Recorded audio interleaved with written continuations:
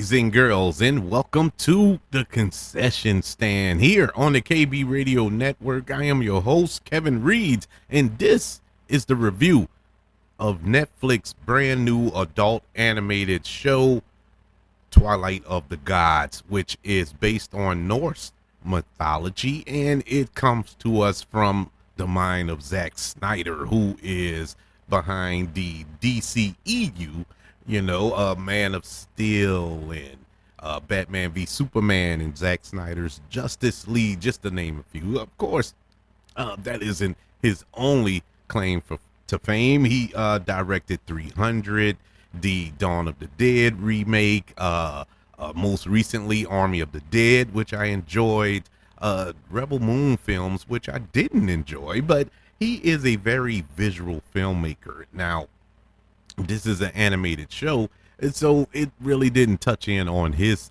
visual sensibilities so much, even though he did direct 2 of the 8 episodes that were released on Netflix, the first episode and the last episode to bookend the show. But this was, as I stated before, based on Norse mythology, and this is something that I'm into.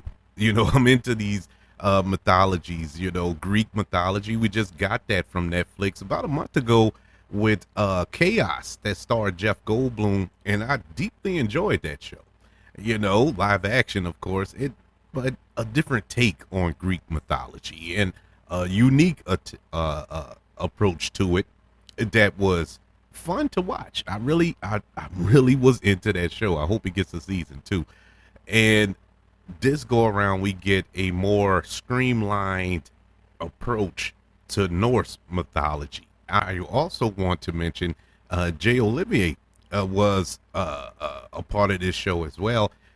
If you watched anything in animation from the mid 90s on, he had dipped his toe in. I mean, the Fox Spider-Man show, Extreme Ghostbusters, the Jackie Chan adventures, he redid He-Man, I think, at one point. He also did a lot of DC animated TV shows, Teen Titans, the Justice League, and Justice League Unlimited, and going into the animated features with Superman Doomsday and things of that nature. But he also did a lot of storyboarding for a lot of Marvel films. He did the storyboarding for Ant-Man.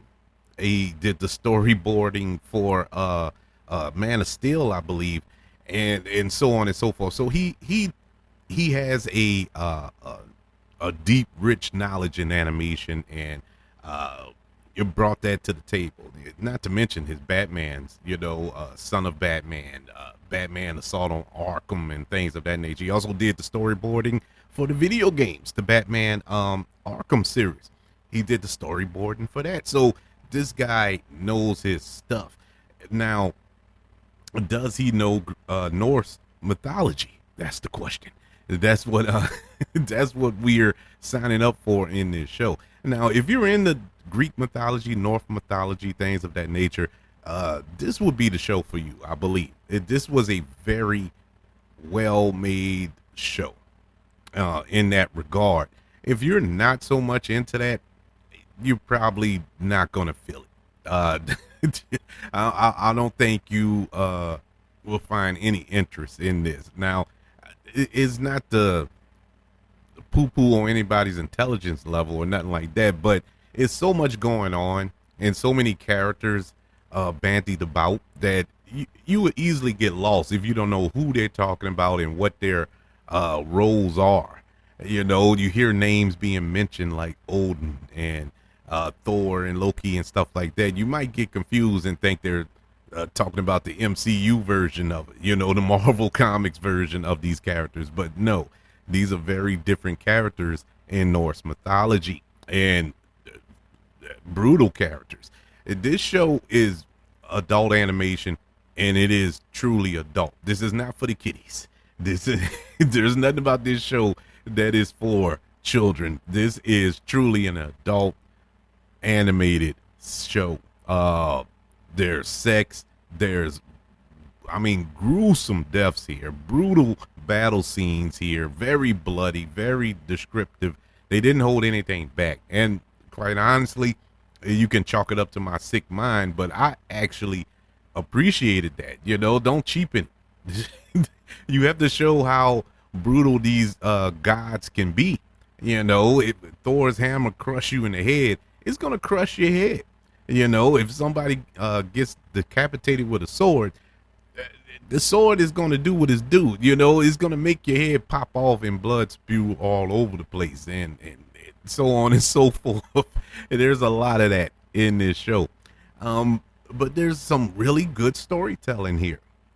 In midst of all of the battles and the action that takes place, there's a really good story, a nice through line with our lead character, Sigrid, who is a half human, half giant warrior that wants revenge on Thor for killing everyone at her wedding. That it was a real red wedding, and he murders everybody at her wedding with to her husband or would-be husband, Leif, who is a king. And before they can finish their vows, they were interrupted by Thor. And you have Loki, who is typical Loki. You can't trust him. And Loki is the best part of this series, I believe. At least the most complex character in this show, because he's Loki. You don't know where he's coming from. Is he being sympathetic? Is he being real? Is he lying? Is he being deceptive? Is he you know what I'm saying? You are constantly questioning Loki throughout the show. And when something doesn't go the way Loki tells you, he always has a way to justify it. Is a way that, oh well, I said that such and such and such. I never said that this and this. And it's a way you like, well, he did say it that way. And you still question him all the way up to the last episode. I really enjoyed his character throughout, and I enjoyed the voice actors here. There are a lot of voice actors that I never heard of. Sylvia Hooks, Stuart Martin. There are a few people in here that I don't know. There are a few that I do know as smaller roles. The well-known actors that you may know of, they have smaller parts, and that was cool. That was an interesting approach. Because this show isn't about who's in it. It is about the story, and I enjoyed it for I didn't have to sit there and listen to the voice and like, I wonder who that is and all this. It didn't matter. You really was entrenched in the story. Overall, this was a really good show.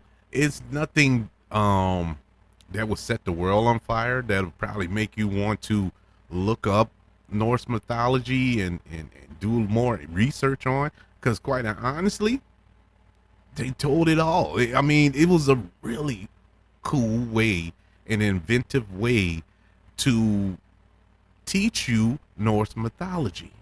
And it was so interesting. Even stuff that I didn't know. And I don't walk around proclaiming to be a scholar in Norse mythology. I know enough to engage in a conversation with somebody, but not enough to hold a lecture at Harvard about it. So I am dead in the middle. But I learned a lot of good stuff here, and it was told in a very fun and entertaining way. Now, was it a perfect show? No, it wasn't a perfect show. It's 8 episodes. They probably could have cut it down to 6. It felt a little stretchy in those, I don't know, episode 4 through 6. It felt kind of stretchy, and it drug. I was trying to find a nice way to say it, but there is no nice way to say it. It drug in the middle. But I know what they were doing. They were just trying to tell the story. And it wasn't like it was useless information that was being told to us in those episodes or throughout the episodes. It was just draggy. It was an episode in here, I want to say about 5, I think it was episode 5. And it was just an episode of telling stories. And uh, they just told stories that were stories from this mythology. But who cares? It had nothing to do with the it had nothing to do with the plot per se. It was just fun stories to tell, but uh, I'm ready for the story to start, ramping up, and it actually made us hit the pause button, or actually dead stop. So, it was. It, I don't know. That was just a bad move. That was a bad move. If it wasn't for that, this probably would have been one of the top shows of this year. But it drugged. Now I love the animation style here. I thought this was a cool animation style that they used throughout. The direction was pretty good. The episodes that Zack Snyder directed were pretty good. And honestly, the first episode is the one that hooked you, and he directed that one, and that was a really, really good show, episode, I should say, that got me hooked, and I was on for the ride, and it was fun. It was a fun ride after that, but it just drug, and then he directed the last episode, and it was better than previous episodes, but at that point, it was basically all out war.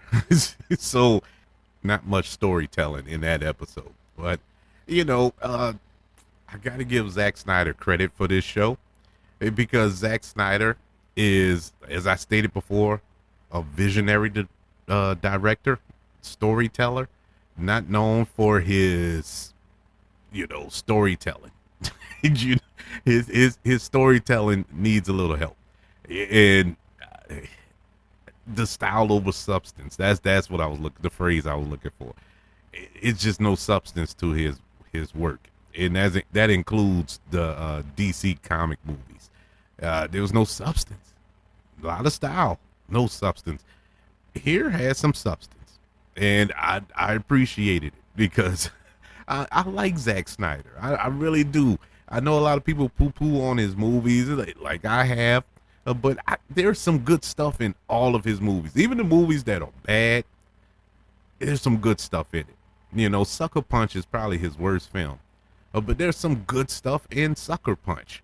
And I cheer for him. I really do. I wouldn't go as far to say I'm a huge Zack Snyder fan, but I cheer for him whenever his name is attached to something. I watched Rebel Moon Part 2, even though I did not like Part 1. But I jumped on board for Part 2 just to give him a chance.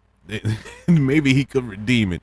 Unfortunately, he made it worse, but it is what it is. But as far as Twilight of the Gods, I think this is some of his best work in a long, long time. And I know he's not the grand poobah of everything involving this show, but he did have his hands in it in some shape, form, or fashion. I give Twilight of the Gods, which is currently on Netflix, a letter grade of a B minus. Yeah, it's decent. It's watchable. I burned through it in one sitting. 8 episodes. I think they're about 30 minutes each. It was a cool watch, and I didn't even realize that I finished watching it in one day. Sitting there watching it, and it was over. 8 episodes. I was like, oh man, kind of wanted more. So if a show leaves you, or a movie leaves you kind of wanting more, that means it's a success in my eyes, and I highly recommend it. Check out Twilight of the Gods. If you haven't checked it out, I highly recommend it. If you have checked it out, I would love to know your thoughts. Email the show, kbradiopodcast@gmail.com. You can also search for this show on all social media platforms. If you want to leave a comment there, just search for the KB Radio Network. Also, ladies and gentlemen, don't forget about YouTube. Subscribe to the KB Radio Network channel and like this video if you don't mind. Also, don't forget about the 5 stars, the reviews, and sharing this show if you're listening on Apple Podcasts, Spotify, iHeartRadio, wherever you are currently listening to the concession stand here on the KB Radio Network. Everybody, thank you for joining me for this review of Twilight of the Gods. Want you all to know that I love you, continue to love everyone, and until we speak again, you all be blessed.